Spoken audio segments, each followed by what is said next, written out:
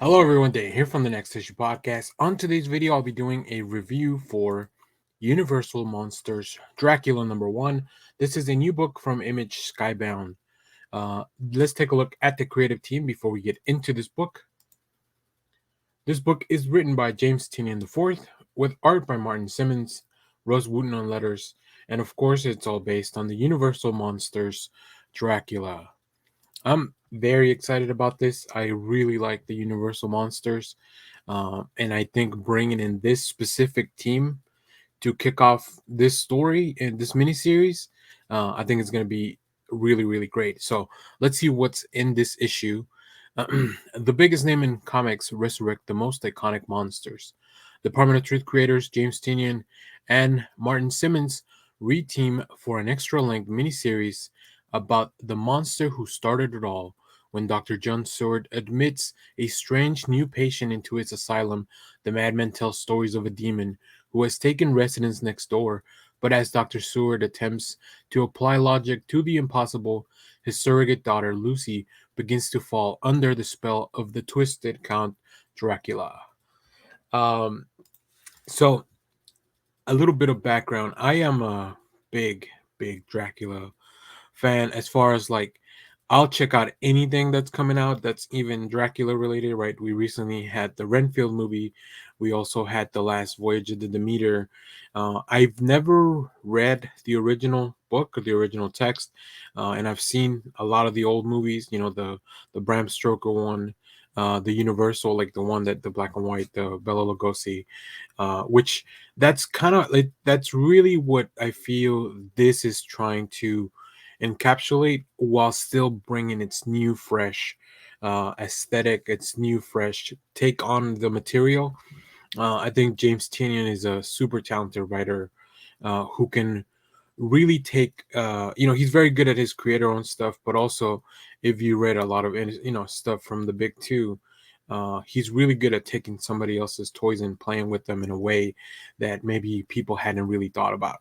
And then, of course, you pair this up with Martin Simmons' uh, painterly aesthetic, and you get something really, really magical. I really enjoyed this first issue. It was pretty much everything that I wanted to see in this book, and even more things I couldn't even imagine. The way that this is approached, and we'll get into the first few pages, and you'll kind of see what I'm talking about.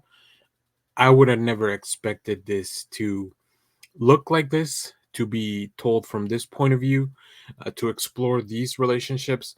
And I think for fans of the material, you're going to see a lot of, uh, you know, callbacks, deep cuts, whatever you want to call them, because this is still part of this universe that has been built out. Now, I don't know what Skybound's planning to do with the rest of the Universal Monsters franchise, but if they are doing anything like they did with this issue, I'm fully on board. Like this is gonna be some of the best Dracula Universal Monsters stuff that we've seen in ages, and I think comics is a really fun medium to explore that. So let's go take a look at some of the preview art. Now, there is some disturbing imagery, I will say, but I think with Martin Simmons and the property that we're looking at, you kind of expect that. And if anything else, I'm glad that we went there.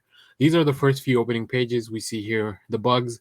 If you're familiar with Renfield, uh, who is, for all intents and purposes, just like the helper of Dracula, we'll call him for that. We'll call him that for now. Um, but yeah, he gets his power from eating bugs, and that the power comes from there, right? Uh, but he's talking to Dr. Seward here, and the doctor's trying to understand what's going on with Renfield, like especially in an era like this where a lot of the a lot of stuff still remains to be unexplored, and when it comes to mental health, but also the supernatural. Like this book kind of toes the line between that, like the doctor wants to explain everything that's going on with science, whereas maybe that's not something that can be done in the world of Dracula. I just love the painterly style. I love how the sunken eyes and the grin, like very reminiscent of something like just the less detail there is, the more that it's kind of left up to your imagination. So I really like the character design for Renfield here. And I just love the way that it kind of sets up the tone for the rest of the book.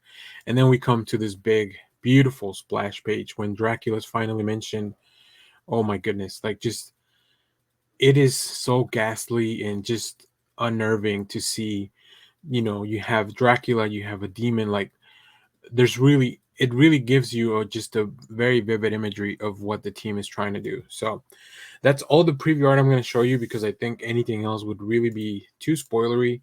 But my goodness, like just from those first few pages, if you really get the vibe of what's happening here, and I am very, very excited.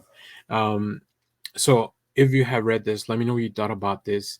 Also, I'll link you to a different video later on this week, where in the I Read Comic Books podcast that we did a live stream, we also talked about this. So I talked about this with my friends Karen and Mike, and we have a really interesting discussion because they have different points of view of Dracula and the mythology there. So I'll link that once the video's up later this week.